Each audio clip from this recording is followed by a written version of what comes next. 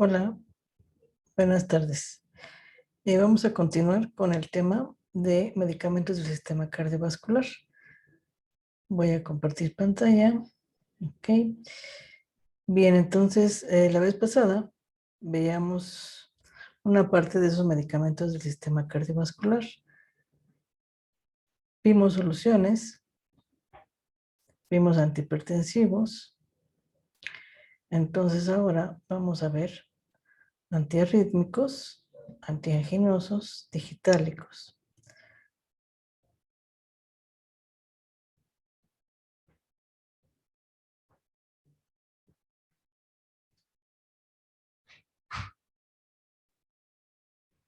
Muy bien.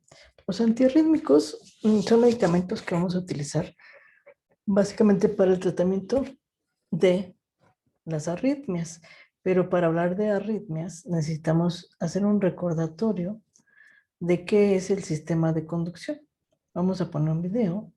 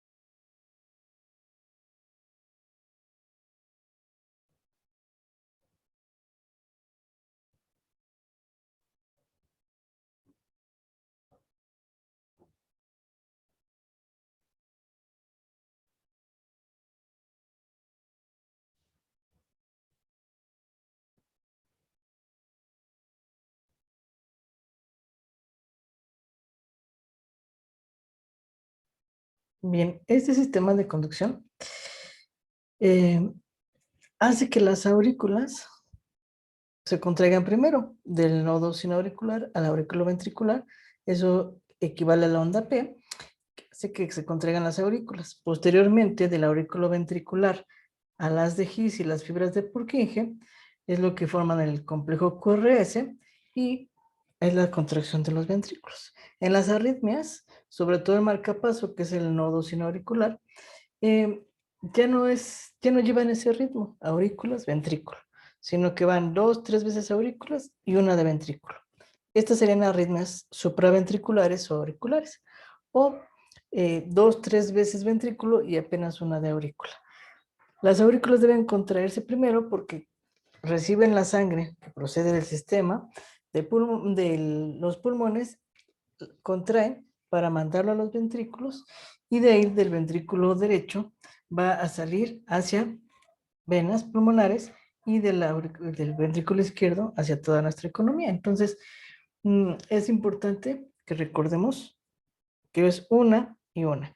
Cuando hay más de 2, 3 contracciones, más de 2, 3 contracciones ventriculares o auriculares, a esto ya le llamamos arritmias, ya sea supraventriculares o ventriculares. ¿De acuerdo? Ese sistema de conducción, pues, es con la bomba sodio potasio, con ese potencial de membrana que hablábamos la vez pasada, y por lo tanto existen 4 grupos de antiarrítmicos. Los de clase 1 van a bloquear los canales de sodio. ¿Se acuerdan que decíamos que en la membrana existen canales iónicos? Bien, pues van a bloquear los canales de sodio para que no entre sodio, para que no salga sodio, y de esta manera disminuya la contractilidad y se vaya regularizando el ritmo cardíaco. La clase 2 son los beta bloqueadores, que también ya hablábamos la clase pasada. Recuerden que el corazón tiene receptores beta y que a nivel vascular van a provocar, su estimulación va a provocar vasoconstricción. En el caso del corazón, va a aumentar la frecuencia cardíaca. Pues en el caso de su función antiarrítmica, como bloquea esos receptores, disminuye la frecuencia cardíaca, por lo tanto, disminuye el ritmo y es ideal para las arritmias.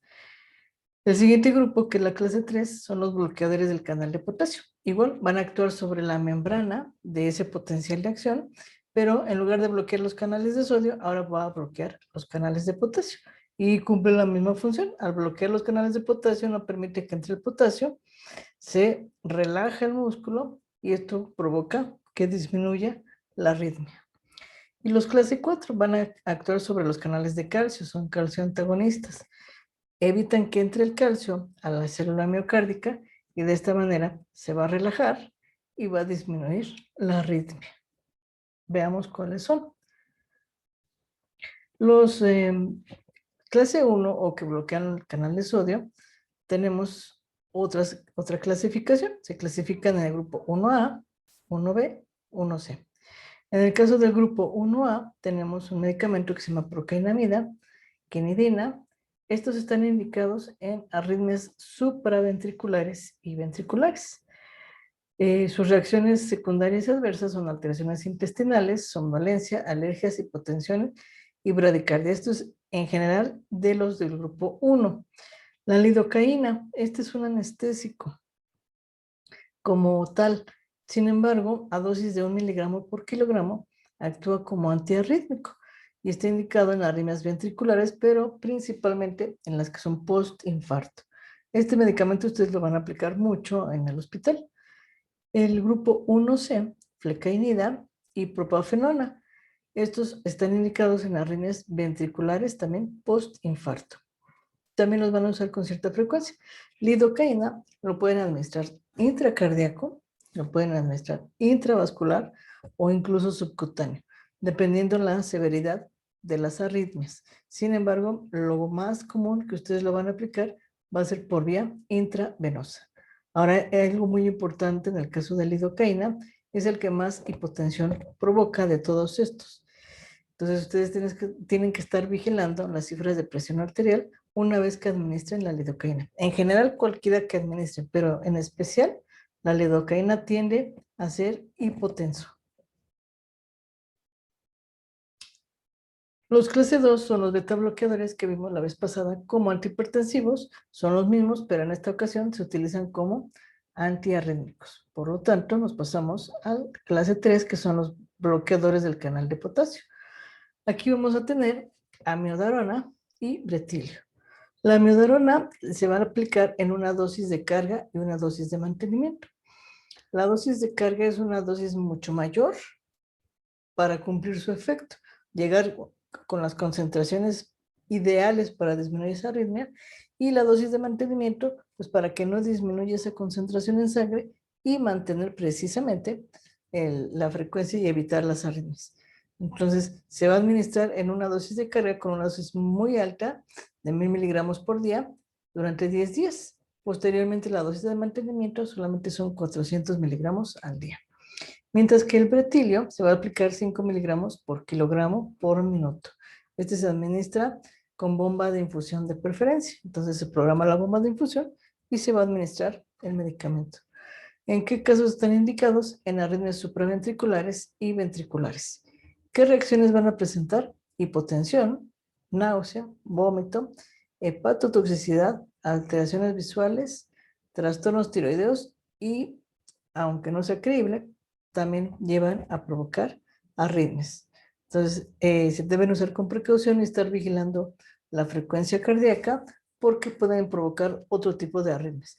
Y trastornos tiroideos. Entonces, estar muy al pendiente de si el paciente está presentando algún trastorno, ya sea hipo o hipertiroidismo.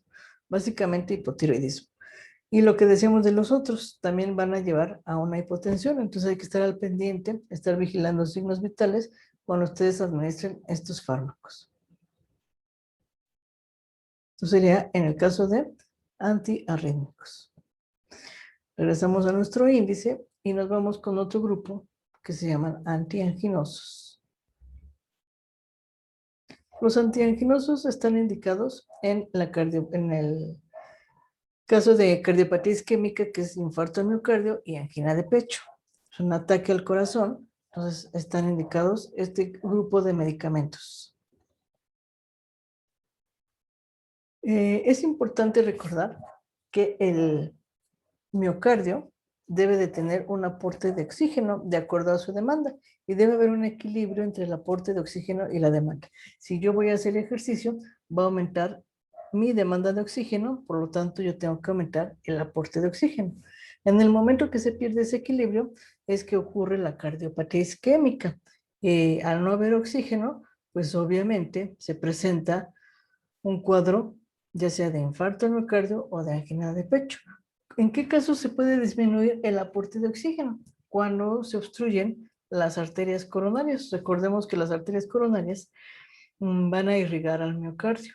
Y si hay una obstrucción en las arterias coronarias, ya no va a haber aporte de oxígeno, se cambia el metabolismo de aeróbico a anaeróbico, y en lugar de que el producto de ese metabolismo sea ATP, pues no va a haber ATP, y entonces empieza a haber falta de energía en el miocardio y ocurre la muerte de la célula, una necrosis. Entonces hay que estar al pendiente de ello. Aquí vamos a poner otro video.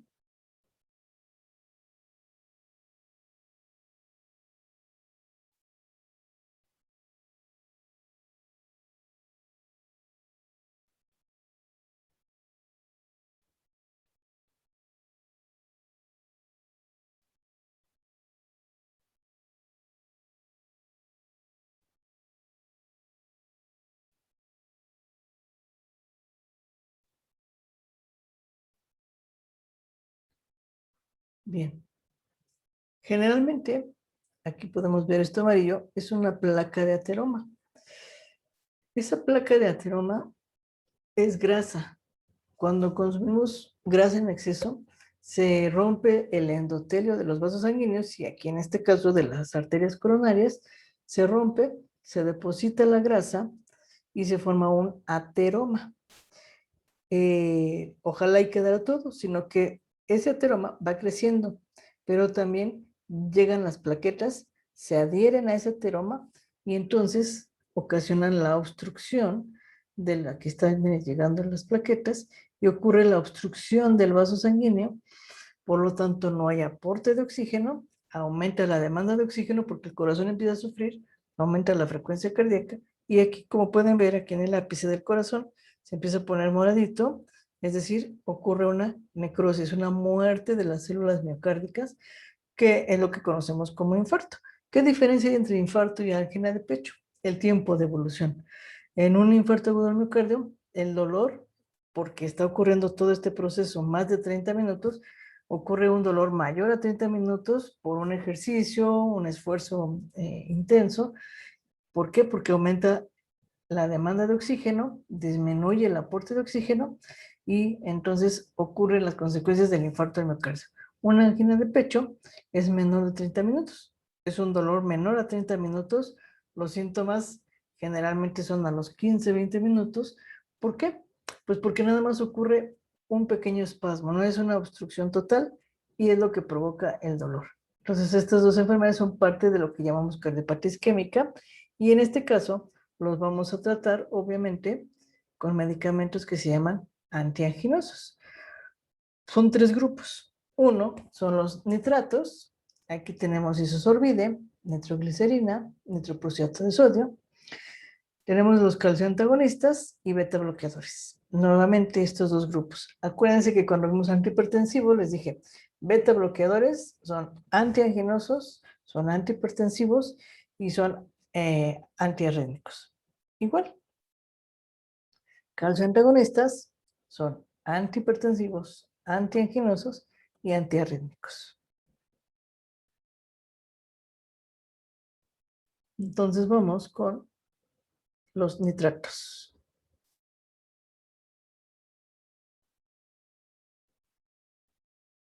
Tenemos aquí a isosorbide. Son dos presentaciones, sublingual y oral. Mucho cuidado. El que es presentación oral es de 10 miligramos y se va a administrar 10 miligramos cada 6 horas. El que es vía sublingual es de 5 miligramos, se administra cada 5 minutos. Que en el hospital no hay de 5 miligramos. Ah, no importa. Tú dale de 10 miligramos, pártelo a la mitad y pónselo sublingual. No. ¿Por qué? Son dosis diferentes. Son 10 miligramos. Aunque ustedes lo partan a la mitad, no saben si en esa mitad están los 5 miligramos. Probablemente hay más. Acuérdense, en la elaboración del fármaco es la pulverización y está comprimiéndose ese medicamento. Además, el pH y la composición de la tableta es diferente porque se va a deshacer en el espacio sublingual y el oral no se va a deshacer igual. Tampoco va a ser la misma eficacia. Generalmente el isosorbide, su acción es en menos de un minuto, pero el sublingual, pero el oral tarda hasta 20 minutos. Sí se administra por vía oral, por vía sublingual no se va a deshacer de la misma manera, por lo tanto tampoco se va a absorber de la misma forma. Entonces es muy importante que administremos lo que es 5 miligramos es sublingual, de 10 miligramos es oral. Si no lo hay sublingual, entonces no lo administren. Hay otras opciones, pero no hagan cosas buenas que parezcan más. No, que le voy a dar, no importa que eso le va a ayudar. Pues sí, probablemente le va a ayudar, pero ¿qué tal le va a perjudicar? Porque no es la presentación ideal. ¿De acuerdo? El otro medicamento es la nitroglicerina. La nitroglicerina, ustedes la van a administrar sublingual, oral o intravenosa. Si no hay isosorbide de 5 miligramos, entonces esta es la opción. Nitroglicerina sublingual y se puede administrar de 0.3 a 0.6 miligramos cada 5 minutos, igual que el isosorbide. La presentación oral es 1 miligramo cada 5 horas. Y la presentación intravenosa es 5 microgramos, o sea, una cantidad mínima, y se va a incrementar cada 5 minutos hasta el máximo, que son 20 microgramos por minuto. Esta también la tienen que administrar en bomba de infusión. Y el otro medicamento es nitroprusiato de sodio. Este nitroprusiato de sodio también se utiliza como antihipertensivo en crisis hipertensivas. El paciente o la paciente llega por una crisis hipertensiva, 210 sobre 140 de TA, entonces se puede administrar nitroprusiato de sodio por vía intravenosa, pero hay algunas especificaciones. Esta es la dosis, 0.3 microgramos por kilogramo por minuto. Igual, lo van a administrar en bomba de infusión, pero primero lo van a diluir en solución glucosada, no en solución fisiológica. no es compatible con ella, tiene que ser en solución glucosada. Además, es un medicamento fotosensible, es un pH muy ácido, por eso es que es una dosis mínima. Ahora bien, dije que es fotosensible. Tienen que utilizar un equipo de venoclisis ámbar y además tienen que cubrir la solución donde diluyen el medicamento para que no le dé la luz y no se inactive. En el momento que le da la luz se va a inactivar y se va a cristalizar. Entonces es un medicamento de alto riesgo porque no debe de darle la luz y deben de utilizar el equipo apropiado. Si no hubiese un equipo de venoclisis color ámbar, pues lo cubren desde con un campo o aluminio, lo pueden cubrir. Lo importante es que no le dé la luz para que no se inactive y principalmente no se precipite. ¿De acuerdo? Entonces, estos son los medicamentos antiaginosos. Calcio antagonistas y beta bloqueadores. Igualmente, ya los vimos en la clase pasada. Vamos a brincar a este de sangre y hemoderivados. Sangre y hemoderivados son pues, naturales y debemos de tener dos precauciones. Una, puede haber una reacción anafiláctica.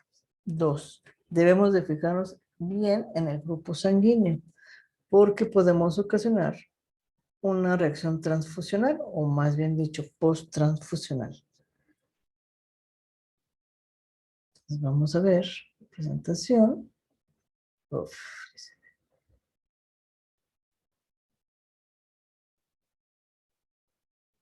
Ok.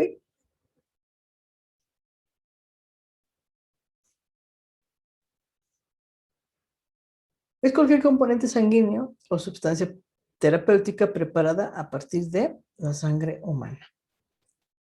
Se van a preparar a partir de la donación de sangre y de un paquete de sangre podemos obtener glóbulos rojos, componentes plaquetarios, componentes plasmáticos o derivados del plasma. Cuando obtenemos el plasma, que conocemos como plasma fresco, es por una plaquetoféresis. Y la donación habitual que realizamos es la sangre total. También a partir de ahí se pueden obtener estos tres elementos.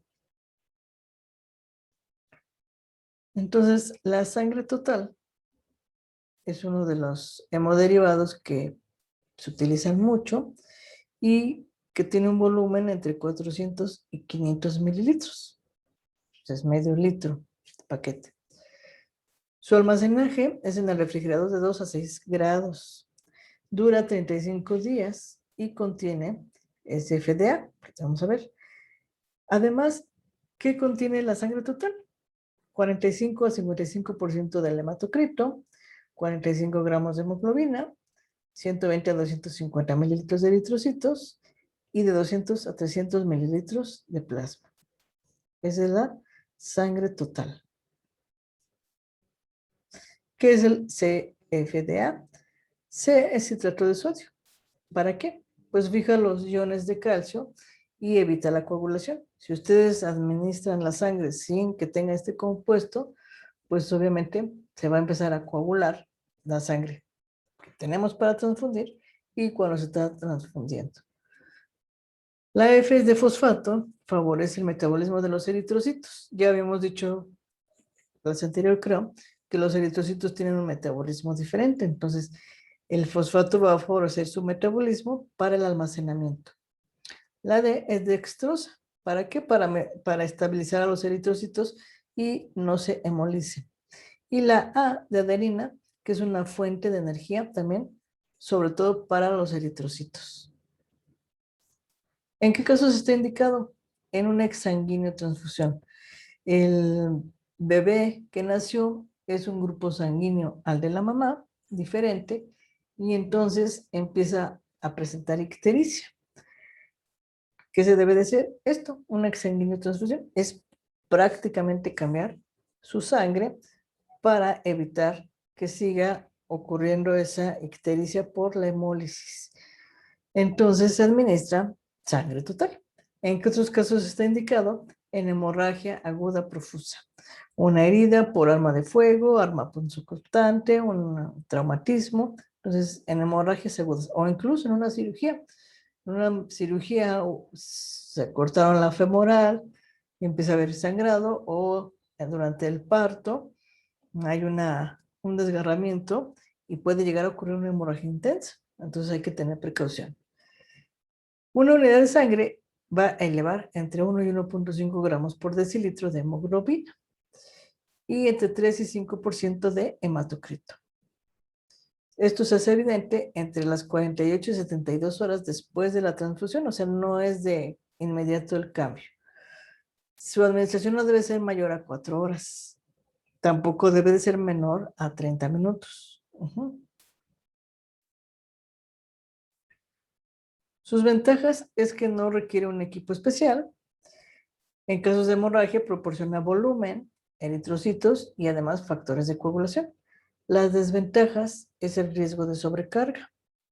Así como en las soluciones que hablábamos, también puede haber una sobrecarga. Además, contiene más volumen que eritrocitos. Sería la otra desventaja. El paquete globular es diferente al sangre total. Este tiene menor cantidad, es de 280 a 420 mililitros. También contiene CFDA. Tiene 45 gramos de hemoglobina, 50 a 70 de hematocrito, de 120 a 250 mililitros de eritrocitos, de 10 a 20 mililitros de plasma, y en almacenamiento de 2 a 6 grados dura 42 días. Entonces es diferente a sangre total.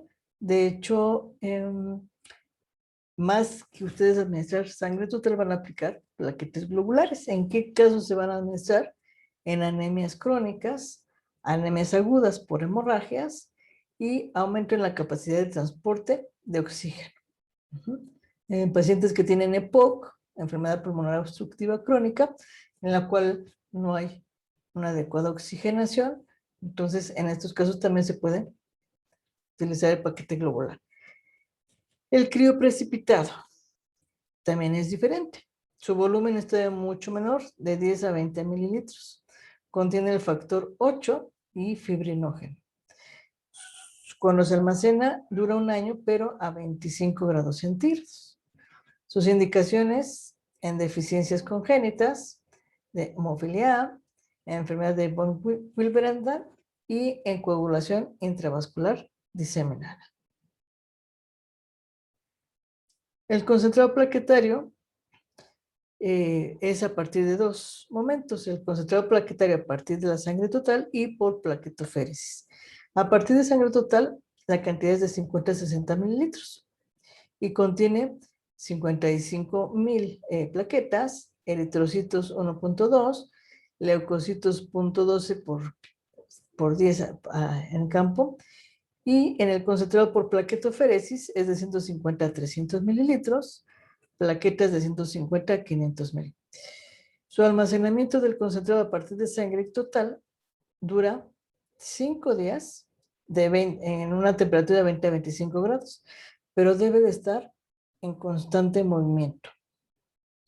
Si deja de moverse, ya no van a servir estas plaquetas.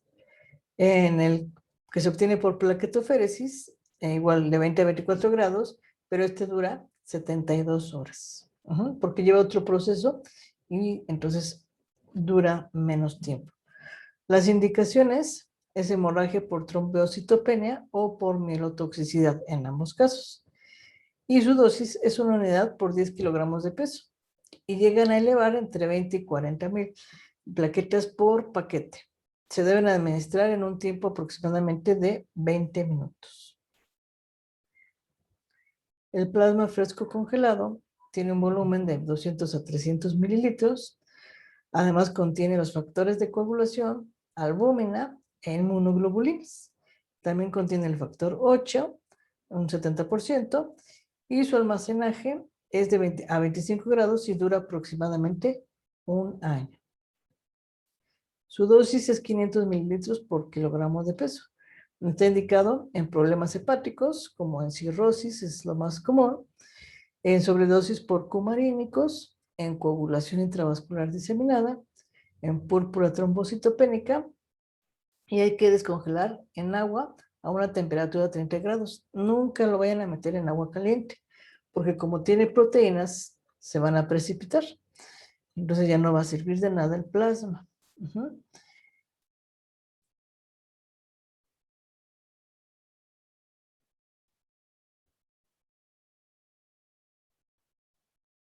Ok, entonces regresamos a...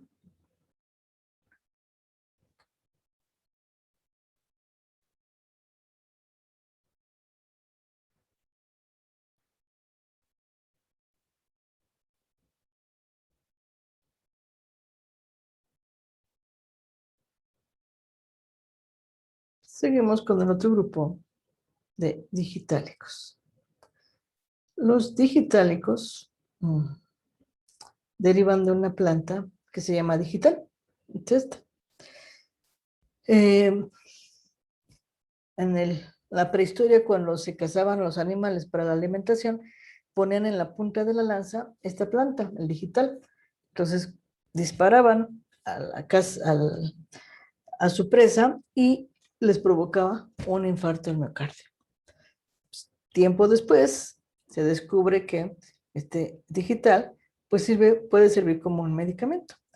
Y entonces los medicamentos que derivan de esta planta se denominan digitálicos. Se utilizan en casos de insuficiencia cardíaca. ¿Qué es la insuficiencia cardíaca? Es la incapacidad del corazón de bombear sangre. ¿Por qué? Porque la sangre tiene que ser bombeada a toda nuestra economía para el aporte de oxígeno, básicamente.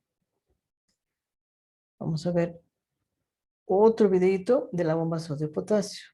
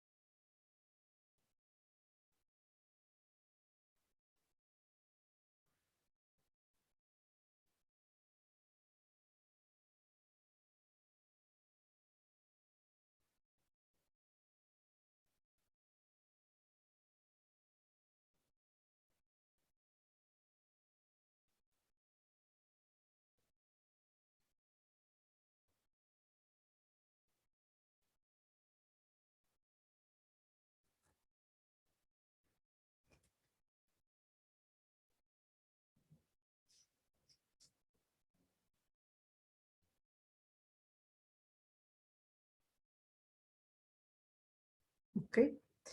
Entonces, salen 3 sodios, ¿no?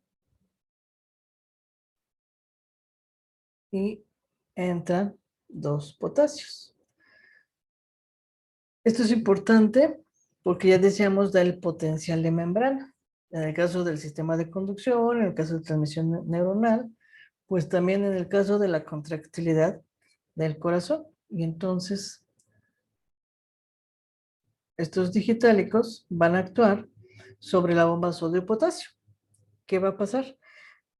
Como no va a haber energía, no van a bloquear a la enzima sodio-potasio ATPasa, impiden esa bomba sodio-potasio, entonces permite que el músculo cardíaco se relaje y que entren grandes cantidades de calcio para aumentar la fuerza de contracción y de esta manera distribuir la sangre al resto de la economía. En la insuficiencia cardíaca dijimos es una incapacidad de bombear, pero además se escucha como galope, es decir, como un caballo galopando. ¿Por qué? Porque el sistema no tiene oxígeno, no tiene sangre y le está mandando la información al corazón, le dice, oye, apúrate a latir porque necesita oxígeno. Y entonces el corazón empieza a latir más y por eso se escucha ese ruido de galope. Pero late más, sin embargo, no es posible el aporte de sangre, no lo puede bombear. Hay más latidos, pero no bombea. ¿Por qué? Pues porque no permite el llenado. Y entonces se empieza a estancar la sangre, empieza a haber edema en extremidades inferiores, incluso en cara, en extremidades superiores, empieza a haber disnea. Entonces, por eso es importante el bombeo de sangre en el corazón. Pues estos medicamentos bloquean la bomba sodio-potasio. ¿Para qué? Pues precisamente para aumentar la fuerza de contracción. Esto es lo que se denomina efecto inotrópico. Son inotrópicos porque aumentan la fuerza de contracción. Y al aumentar la fuerza de contracción, permite mejorar el bombeo y el aporte de oxígeno. ¿De acuerdo? Entonces, estos medicamentos se denominan inotrópicos. Tienen un efecto inotrópico porque aumentan la fuerza de contracción, pero tienen un efecto cronotrópico negativo. Dijimos que ese ritmo de galope es porque aumenta la frecuencia. El efecto cronotrópico, es decir, frecuencia, es negativo. Disminuye la frecuencia cardíaca precisamente para permitir que se llenen los ventrículos y bombear la sangre a toda nuestra economía. Estos serían los medicamentos digitálicos.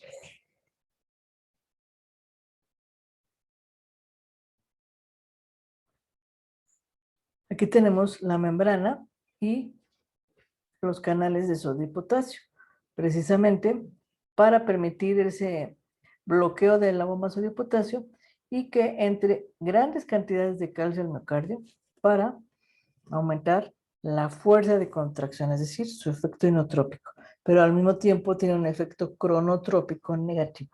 Son inotrópicos porque aumentan la fuerza de contracción y son cronotrópicos negativos porque disminuyen la fuerza de contracción. Otro medicamento se llama levosimendan. Este se aplica 1 miligramo por kilo por minuto. También es un inotrópico positivo, pero este además interactúa con la troponina C, aumentando la sensibilidad del calcio. Entonces recuerden que en el miocardio necesita que entre calcio en las células miocárdicas, pero también la troponina C va a favorecer que aumente la fuerza de contracción, por eso es un potente inotrópico. Este medicamento es de efecto inmediato y va a durar aproximadamente entre 75 y 80 horas. O sea, es una duración muy, muy larga. El efecto secundario y adverso de todos estos medicamentos es rubor, pero además va a haber náuseas importantes, vómito, y en el caso de los digitálicos, tienen un margen terapéutico estrecho. ¿Se acuerdan que hablábamos de él? Se tiene que administrar muy poca dosis porque si rebasamos la dosis terapéutica, lo vamos a llevar a una toxicidad.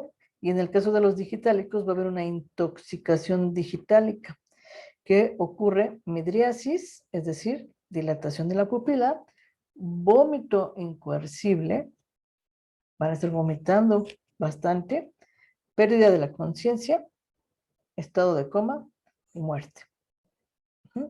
Entonces hay que tener precaución con estos medicamentos. De preferencia se administran con bomba de infusión.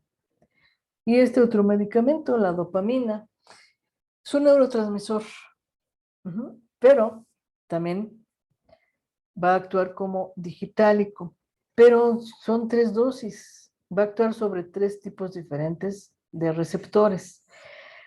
En receptores dopa, va a provocar vasodilatación.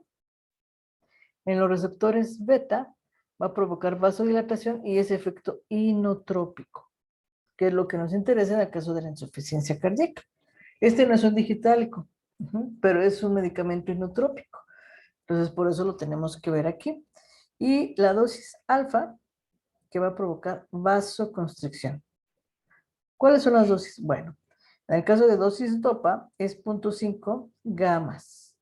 Gamas es esto, miligramos microgramos, aquí ya me lo cambió, son microgramos por kilogramo por minuto.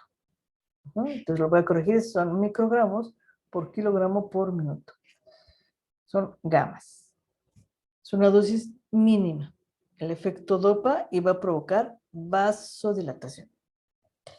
La dosis beta, es un poquito mayor la dosis, de 2 a 20 igual gamas, microgramos por kilo por minuto. ¿Qué va a provocar? Vasodilatación y el efecto inotrópico. Y la dosis alfa va a provocar vasoconstricción y la dosis es mayor a 40 gamas o 40 microgramos por kilogramo por minuto. Entonces, dependiendo la dosis, es el receptor al que va a estimular. Bien, en el caso del receptor beta, pues va a ser que aumente la fuerza de contracción y por eso es que tiene un efecto inotrópico. Este es el caso de dopamina. Sus reacciones adversas primordialmente va a ser rubor, náuseas, hepatotoxicidad y nefrotoxicidad. Entonces hay que tener cuidado al manejar dopamina y saber sobre qué receptor o qué dosis. Ustedes les van a decir, utiliza dosis dopa o dosis beta o dosis alfa, entonces ustedes ya van a saber qué dosis van a administrar. O a veces les van a decir, utiliza 20 gamas. ¿Cuántos 20 gamas? Pues son 20 microgramos por kilogramo por minuto. Y ustedes van a programar su bomba de infusión. Con eso, tranquilamente van a administrar sus medicamentos. Muy bien. Aquí hay un ejercicio que van a resolver la próxima clase. Pero vayan dando una leída, son 2 casos, para que lo vayan resolviendo. Dejo la presentación en Classroom y la pueden descargar y está ahí la presentación de Geniali. Ok, le dejamos hasta aquí y nos vemos el próximo jueves. Hasta pronto.